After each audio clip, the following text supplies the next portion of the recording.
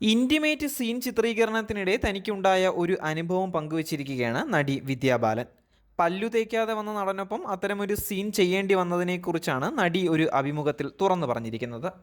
അഭിനയിക്കുന്നതിന് മുൻപ് എന്തെങ്കിലും തരത്തിലുള്ള തയ്യാറെടുപ്പുകൾ നടത്തുന്നുണ്ടോ എന്നും അത്തരം ഉപദേശങ്ങൾ അഭിനേതാക്കൾക്ക് നൽകാനുണ്ടോ എന്നുള്ള ഒരു ചോദ്യത്തിനാണ് വിദ്യാ ബാലൻ ഇപ്പോൾ പ്രതികരിച്ചിരിക്കുന്നത്.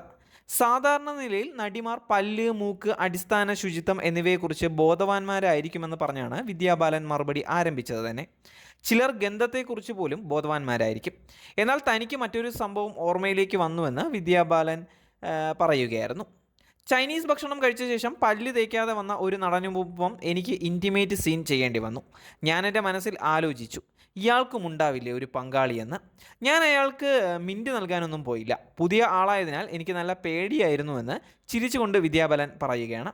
ശരീരഘടനയുടെ പേരിൽ പലതവണ കുറ്റപ്പെടുത്തലുകളും കളിയാക്കലുകളും കേൾക്കേണ്ടി വന്ന അഭിനേത്രിയാണ് വിദ്യാബാലൻ. പലതവണ വണ്ണം കുറച്ചും കൂട്ടിയുമെല്ലാം ആരാധകരെ ഞെട്ടിച്ചിട്ടുള്ള വിദ്യാബാലൻ തൻ്റെ ഫിറ്റ്നസ്സിനെ പറ്റി പറഞ്ഞ വാക്കുകൾ ഇപ്പോൾ വീണ്ടും സോഷ്യൽ മീഡിയയിൽ വൈറലാവുകയാണ്. 2024 പറഞ്ഞതാണ് ഇതൊക്കെ. എങ്ങനെയാണ് ശരീരഭാരം ഇത്രയും കുറച്ചത് എന്നുള്ള ചോദ്യത്തിന് മറുപടിയായി വിദ്യാബാലൻ പറഞ്ഞത് ഇങ്ങനെയാണ്: എൻ്റെ ജീവിതകാലം മുഴുവനും മെലിയാനുള്ള കഷ്ടപ്പാടിലായിരുന്നു ഞാൻ. എങ്ങനെയെങ്കിലും വണ്ണം കുറച്ചാലും അത് പിന്നെയും തിരിച്ചു വരുമായിരുന്നു.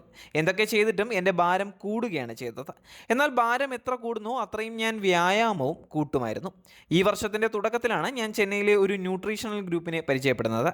എൻ്റെ ശരീരത്തിൽ കൊഴുപ്പടിഞ്ഞതല്ല, നീർക്കെട്ടാണ് എന്നാണ് തോന്നുന്നത് എന്നവർ എന്നോട് പറഞ്ഞിരുന്നു. എന്നെപ്പോലെ പലർക്കും നീർക്കെട്ടായിരുന്നു പ്രശ്നം. അങ്ങനെ അവർ എനിക്കൊരു ഡയറ്റ് തന്നു. അതോടെ എൻ്റെ ശരീരഭാരം വളരെ പെട്ടെന്ന് കുറഞ്ഞു. ജീവിതകാലം മുഴുവൻ വെജിറ്റേറിയൻ ആയിരുന്നിട്ടും പാലക്കും മറ്റു ചില പച്ചക്കറികളും എൻ്റെ ശരീരത്തിന് നല്ലതല്ല എന്ന് ഞാൻ അറിഞ്ഞില്ല. പച്ചക്കറികളെല്ലാം നല്ലതല്ലേ എന്നാണ് നമ്മൾ ചിന്തിക്കുന്നത്. എന്നാൽ അങ്ങനെയല്ല, എല്ലാം നമുക്ക് ഗുണം ചെയ്യണം എന്നില്ല. മറ്റൊരാൾക്ക് നല്ലതാണ് എന്ന് കരുതി നമുക്ക് നന്നാവണം എന്നില്ല. ഒപ്പം ഞാൻ വ്യായാമം ചെയ്യുന്നത് നിർത്താനും അവർ പറഞ്ഞു. ഇപ്പോൾ എന്നെ കാണുമ്പോഴെല്ലാം ഒരുപാട് മെലിഞ്ഞു എന്നാണ് പലരും പറയുന്നത്.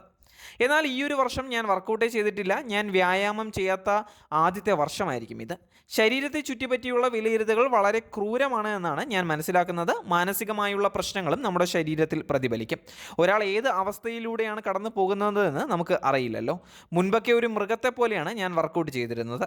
എന്നിട്ടും നിങ്ങൾ വ്യായാമം ഒന്നും ചെയ്യുന്നില്ല എന്നാണ് പലരും ചോദിച്ചിരുന്നത്. ഇപ്പോൾ ഞാൻ വ്യായാമം ചെയ്യുന്നില്ല, പക്ഷേ എന്തൊക്കെയാണ് ചെയ്യുന്നത് എന്നാണ് പലരുടെയും ചോദ്യം.